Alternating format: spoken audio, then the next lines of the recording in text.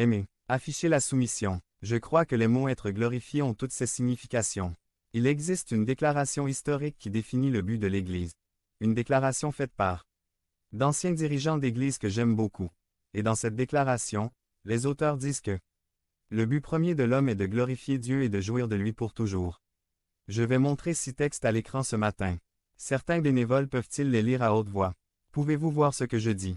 Les réponses remerciaient Dieu. Le dessein de Dieu est que nous le glorifions. C'est la réponse qu'il recherche. Nous devons rendre gloire à son nom. Nous devons démontrer leur supériorité. Nous devons l'honorer avec notre corps. Nous devons le glorifier dans tout ce que nous faisons, que nous mangions ou buvions autre chose. Il en est digne et nous avons été créés pour lui répondre. Lorsque nous vivons notre vie en réponse à lui, alors il est reconnaissant. La preuve Bible. David. Comment pourrions-nous prouver cela dans les Écritures? Qui a prouvé que Dieu est reconnaissant pour notre réponse? Que pensez-vous de David, que Samuel décrit comme un homme selon le cœur de Dieu? Samuel 13. 14. David était une personne qui suivait Dieu presque toujours et il semble que les réponses de David remerciaient Dieu. Église primitive. Un autre exemple d'écriture est l'Église primitive. Il suffit de regarder Actes chapitre 2 et de commencer à lire du verset 42 à 47, et persévérer dans la doctrine des apôtres, dans la communion les uns avec les autres, dans la fraction du pain, et dans les prières. La peur s'empara de chacun, et de nombreux prodiges et signes furent accomplis par les apôtres. Tous ceux qui avaient cru étaient ensemble et avaient tout en commun. Ils vendaient leurs biens et les distribuaient à chacun selon les besoins de chacun. Ils persévérèrent unanimement chaque jour dans le temple, et rompant le pain dans leur maison, ils mangèrent ensemble avec joie et simplicité de cœur, louant Dieu, et trouvant grâce auprès de tout le peuple. Et le Seigneur ajoutait chaque jour à l'Église ceux qui devaient être sauvés. Le test pratique. Il semble que les réponses de l'Église primitive remerciaient Dieu, mais encore une fois, cela ne se produit pas seulement au temps biblique. Cela se produit actuellement. Nous avons tous nos sujets d'études préférés.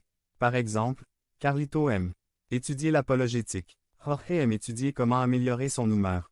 Josia aime étudier la poésie. J'ai toujours aimé étudier le leadership.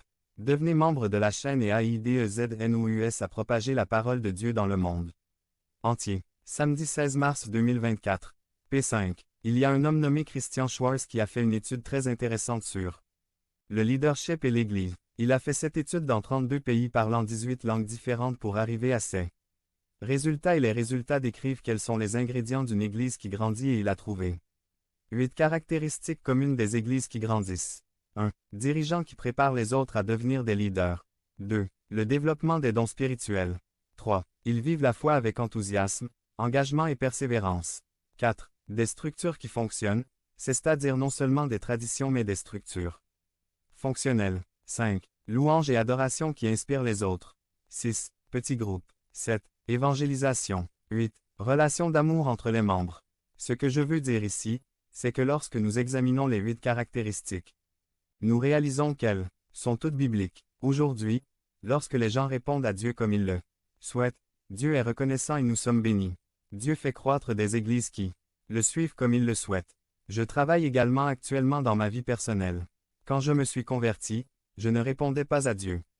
C'est-à-dire que je ne faisais pas ce qu'il voulait. J'ai accepté le Seigneur mais je n'étais pas lié à lui jour après jour. J'attendais que Dieu me change, me transforme sans grande force de ma part.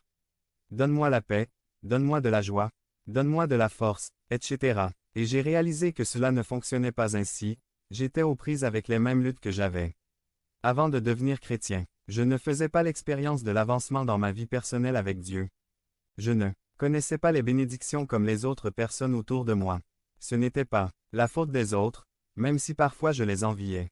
Mais, grâce à Dieu, après de nombreux sermons, de nombreux enseignements, de nombreuses erreurs de ma part, j'ai commencé à répondre à Dieu en faisant ce qu'il voulait. 1. J'ai commencé à prier tous les jours. 2. J'ai commencé à lire la Bible tous les jours. 3. J'ai commencé à éviter et à abandonner certains péchés que je savais que Dieu n'aime pas. 4. J'ai commencé à partager l'Évangile avec les autres. 5. J'ai commencé à montrer de l'amour aux autres. 6. J'ai commencé à gérer ma colère. 7. J'ai commencé à y répondre. Et tu sais quoi? Les choses dans ma vie ont changé à ce stade et je change encore. Aujourd'hui, je vais mieux et tu sais quoi? Je ne change pas parce que je suis bon, parce que je suis puissant ou parce que je suis fort. J'ai changé parce que je répondais à Dieu et Dieu est reconnaissant.